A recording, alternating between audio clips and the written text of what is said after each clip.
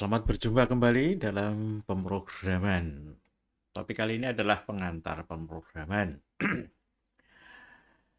Pemrograman, ya kita lihat bahwa pemrograman itu adalah cara membuat program atau bagaimana program itu dibuat. Nah, harapannya dengan mengikuti tayangan kali ini, Anda akan mengerti bagaimana cara membuat program. Tujuan dari pembuatan program adalah supaya Anda dapat membuat atau menjelaskan komponen dan operasi dari komputer. Komponen dari komputer meliputi hardware, software. Nanti akan dibahas di pertama, sehingga pada saat itu Anda akan tahu komponen apa saja yang di komputer. Kemudian setelah tahu komponennya, kita perlu tahu mendeskripsikan langkah-langkah yang terlibat dalam proses pemrograman, mulai dari awal sampai akhir. Dalam proses itu nanti ada proses perancangan melibatkan pseudocode dan juga diagram alir. Pseudocode itu tata cara ditulis, kalau diagram alir menggunakan simbol-simbol. Pada saat membuat program, kita tidak lepas dari variabel dan konstanta, maka kita juga akan membahas mengenai variabel dan konstanta. Setiap variabel itu akan punya tipe data yang umum adalah numerik dan string. Nah, kemudian setelah kita deklarasikan dalam tipe tertentu, maka variabel itu dapat menampung tipe data yang kita tentukan. Program sering dijalankan berulang-ulang, maka perlu dibuat suatu cara untuk menghentikan atau membuat program berhenti dengan cara salah satunya adalah nilai sentinel. Terakhir kita akan membahas mengenai evolusi teknik pemrograman, mulai dari yang konvensional sampai yang object oriented. Komponen dan operasi komputer, perangkat keras. Perangkat keras itu adalah perangkat yang terlihat berupa benda, equipment atau perangkat. Nah, ini terkait dengan komputer karena kita membicarakan komputer. Perangkat lunak adalah perangkat yang tidak terlihat, tapi dia berada di dalam komputer untuk menjalankan instruksi komputer.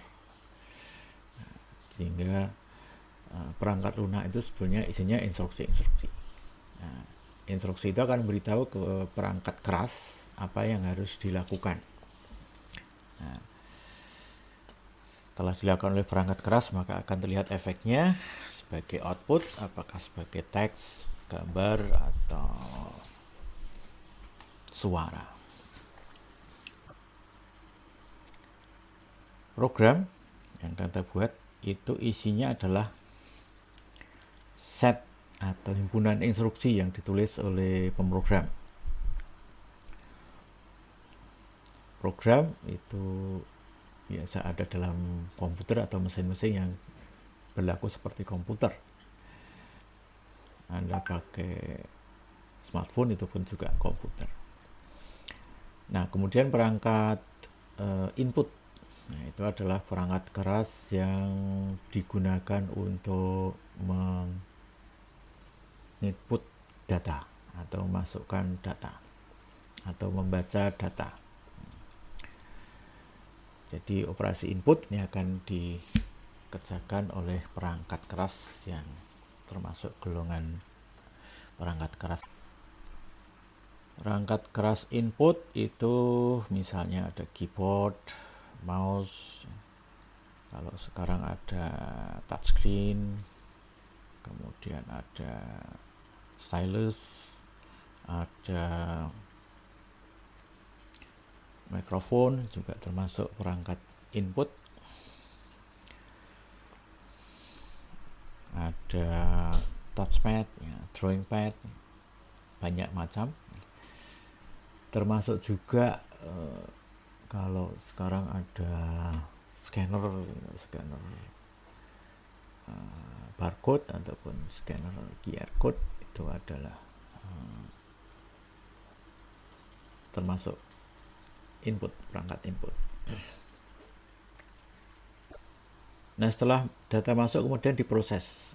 Itu namanya bagian dari proses atau processing. Proses item data ini melibatkan pengorganisasian, pemeriksaan keakuratan, kemudian operasi aritmetik, operasi logika pada data-data yang sudah dimasukkan dari input tadi. Perangkat keras yang melakukan tugas ini adalah unit pemrosesan pusat atau CPU, Central Processing Unit.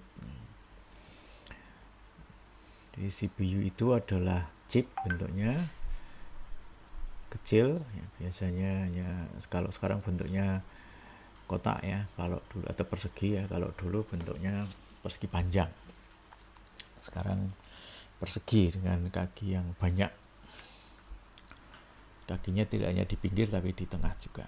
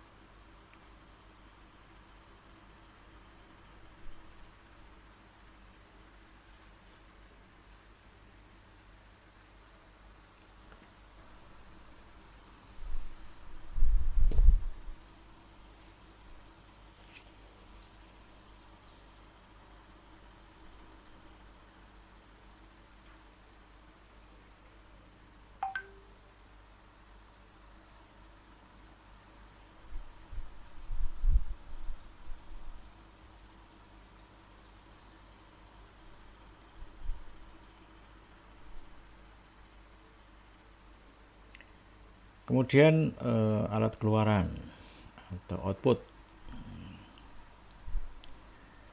itu adalah hasil dari proses tadi, dikirim ke printer misalnya, berarti printer adalah alat keluaran. Kemudian monitor bisa juga sebagai alat keluaran, kemudian speaker bisa juga. Sehingga dengan alat keluaran itu orang dapat melihat, mendengar, menafsirkan, dan dapat juga menggunakan hasilnya untuk keperluan yang lain.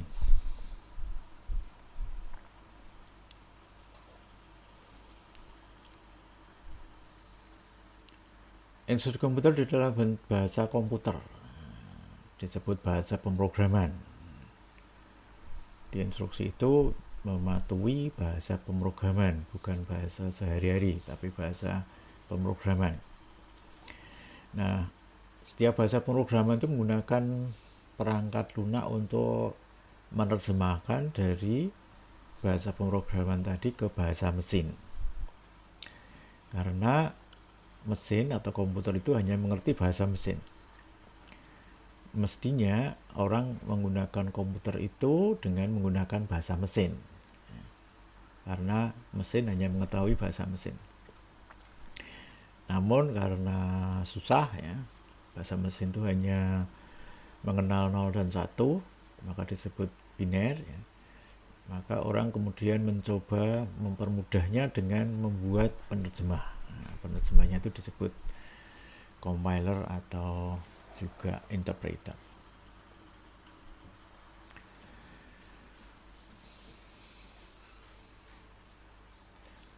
Nah, ketika instruksi program dijalankan, maka program itu mengeksekusi instruksi, menjalankan instruksi di perangkat kerasnya.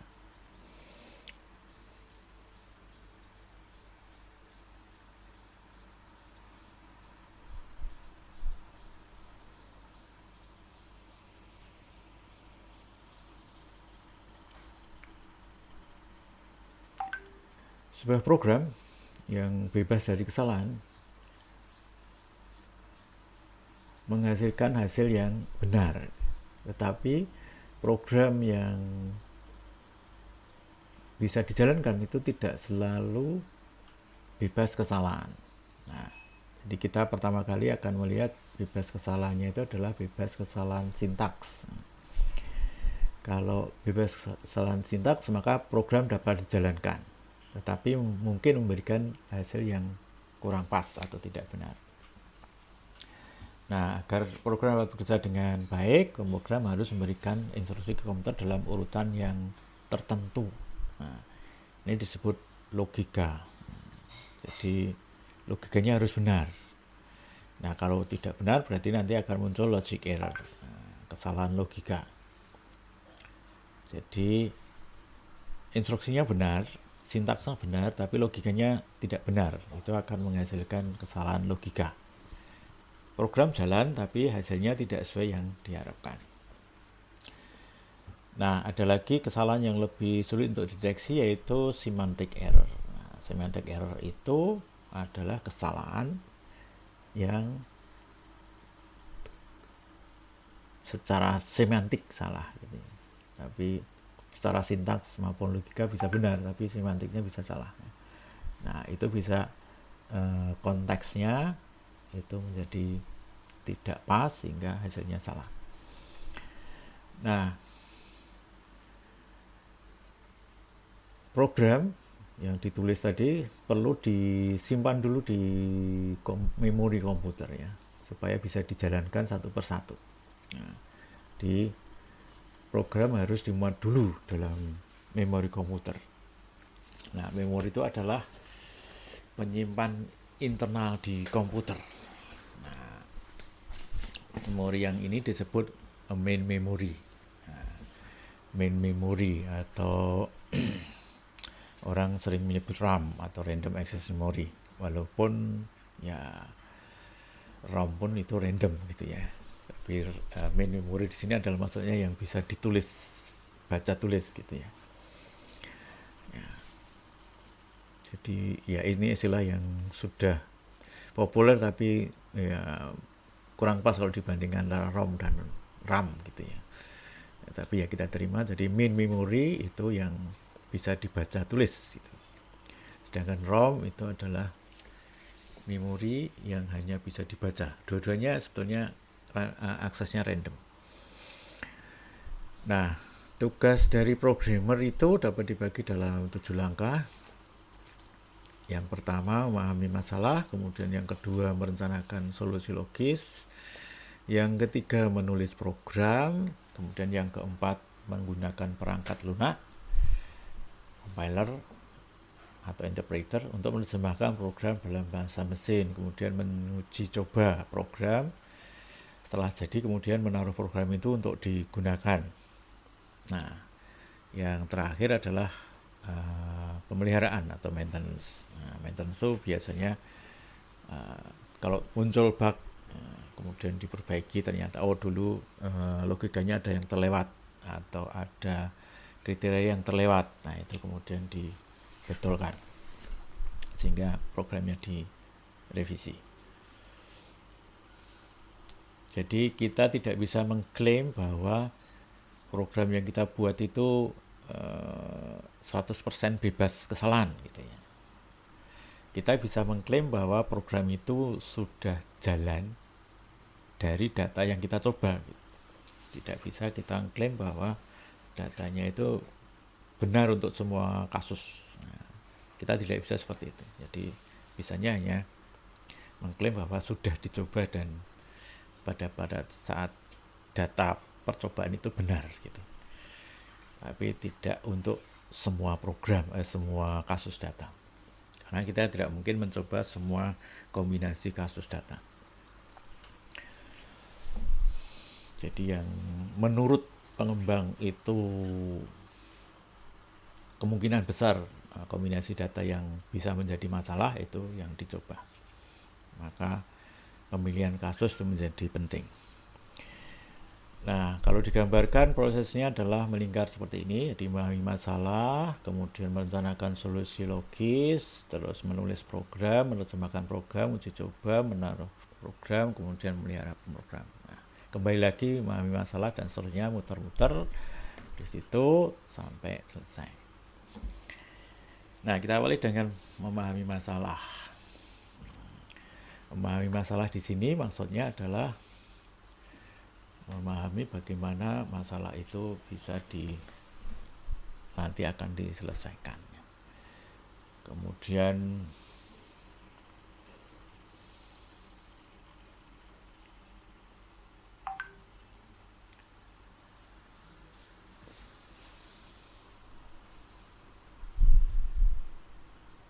ya, ini salah satu tahap adalah sedukut. Nah, sedukut itu adalah representasi dari logika yang mirip bahasa Inggris. Nah, langkah-langkah diperlukan untuk memecahkan masalah adalah membuat sedukut itu. Misalnya ini contohnya sedukut untuk program menggandakan bilangan.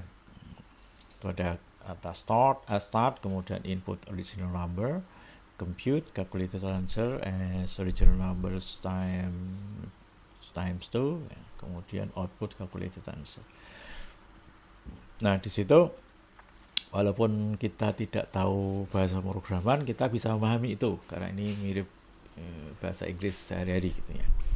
Start, oh berarti ini mulai gitu. Kemudian stop berarti berhenti. Input, oh berarti ini adalah untuk memasukkan suatu nilai. Compute, oh ini berarti menghitung ya. Complete answer as original number times 2 dikalikan 2, oke. Output complete answer. Nah, kita bisa memahami bahwa original number nanti akan dikalikan 2, kemudian hasilnya disimpan dalam calculated answer, kemudian ditampilkan calculated answer. Jadi walaupun kita tidak tahu bahasa pemrograman, kita bisa memahami. Nah, itu memang kegunaan dari pseudocode.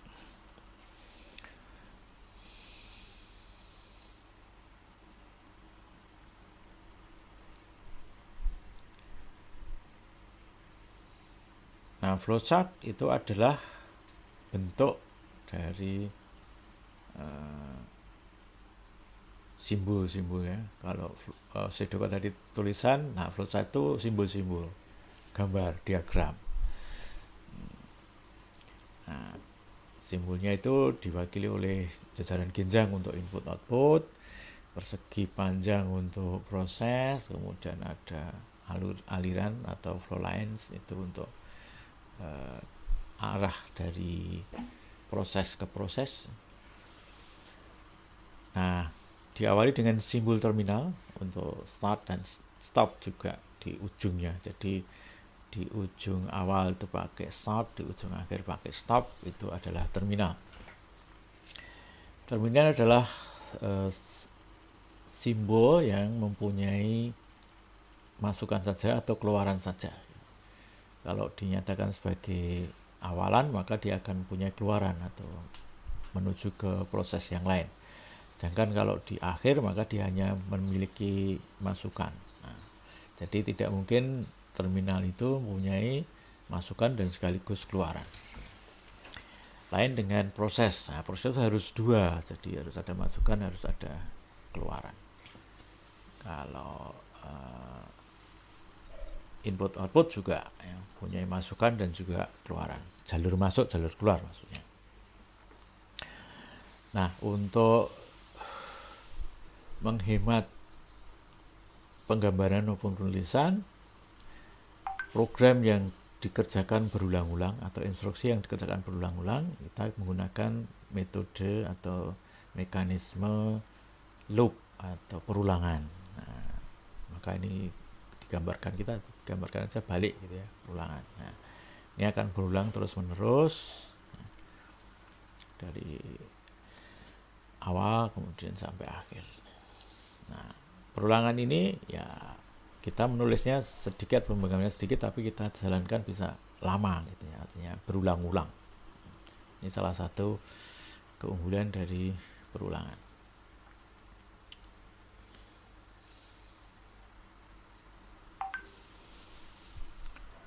Nah, perulangan ini mestinya kalau di program sesungguhnya itu ada berhentinya, ya, ada berhentinya. Maka perlu ada kondisi kapan dia berhenti. Nah, tapi kadang-kadang juga memang tidak perlu ada tanda berhenti. Kalau Anda yang dari elektronika instrumentasi itu akan sering membuat program yang memang tidak pernah berhenti. Misalnya alat kendali, alat sensor, itu akan membaca terus, sehingga di program microcontroller itu isinya loop untuk muter-muter gitu ya. Jadi memang isinya adalah baca, kemudian proses, baca lagi, proses, dan seterusnya, muter terus, tidak pernah berhenti. Oke, nah kemudian untuk variabel itu adalah simbol untuk menyimpan nilai. Sebetulnya variabel itu adalah penamaan lokasi memori kalau di pemrogramannya.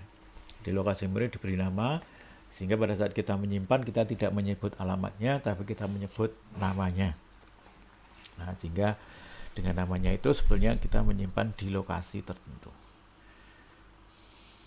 Nah, untuk assignment atau pengisian nilai, maka kita pakai sama dengan.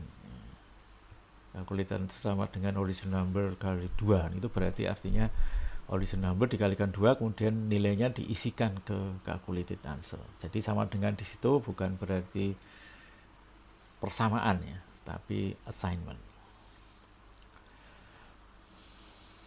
Maka disebut assignment operator, itu untuk tanda sama dengan. Jadi operasi apapun yang dilakukan di sebelah kanan tanda sama dengan itu akan menghasilkan nilai, kemudian ditempatkan di lokasi memori di kiri, yang namanya di kiri itu. Nah, operasi aritmetik ya ada tanda tambah, kurang, kemudian ada kali, bagi. Nah, itu adalah operasi aritmetik yang biasa kita lakukan, sudah dikenal di matematika, tambah, kurang, kali, dan bagi. Nah, untuk tanda kali kita pakai tanda asterisk ya, bukan silang ya, karena silang nanti rancu dengan X. Nah, X itu menjadi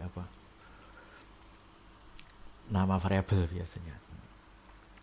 Nah, kemudian untuk bagi kita pakai tanda garis miring, tidak memakai titik 2 ya, tapi garis miring ya, per ya, itu juga mudah dikenal ya. Setiap operator mengikuti rules of precedence yang menentukan urutan operasi dalam pernyataan yang sama dilakukan. Jadi kalau ada kali, bagi, tambah, kurang, maka kalau dia sejajar tidak ada kurung, maka kali dan bagi itu dikerjakan terlebih dahulu, baru kemudian tambah, kurang. Seperti di matematika, komputer menangani dua tipe data dasar, yaitu teks dan numerik. Numerik adalah variabel yang bisa diisi dengan numerik, bilangan. Sedangkan string atau teks itu adalah variabel yang diisi dengan teks atau string. Contohnya di sini misalnya string heading laporan karyawan. Nah, misalnya seperti itu, maka laporan karyawan adalah string, dia disimpan dalam variabel heading, tipenya string. Kemudian count of employees ya, itu bilangan jumlah dari karyawan, numerik berarti dia, maka dipakai num. Nah, untuk mengakhiri loop tadi, maka kita bisa menggunakan model seperti ini. Ini ada loop ya. Kemudian ada cek apakah nilainya sudah sesuai dengan nilai sentinel itu. Kalau ya, maka berhenti ya. Kalau tidak, lanjut lagi. Maka dia akan, itu ada yes dan no. Yes kalau sudah cocok, no kalau belum, kemudian muter lagi sampai cocok. Banyak bahasa pemrograman menggunakan istilah EOF, ya, end of file, untuk merujuk bahwa ke penanda yang secara otomatis bertindak sebagai akhir dari file.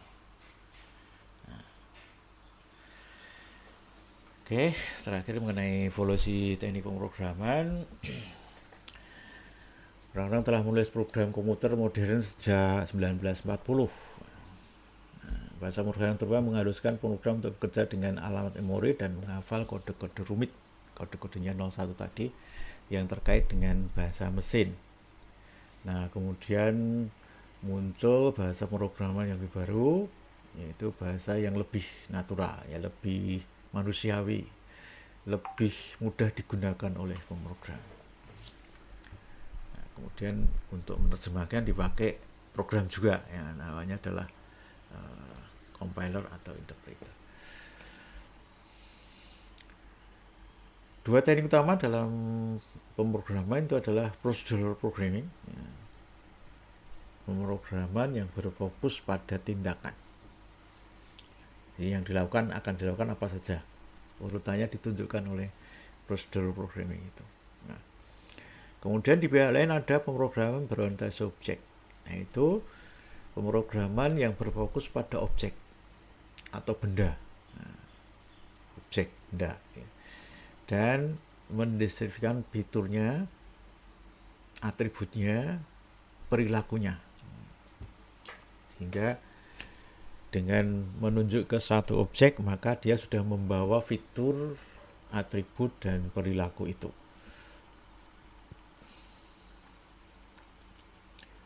Sehingga contoh sehari-hari, ya, kalau kita sehari-hari kan memang ada objek. Kita naik sepeda motor misalnya, itu objek motor. Nah, objek motor itu punya atribut. Misalnya roda, ada roda 2, ada punya lampu, ada punya mesin, ada punya rem, dan seterusnya.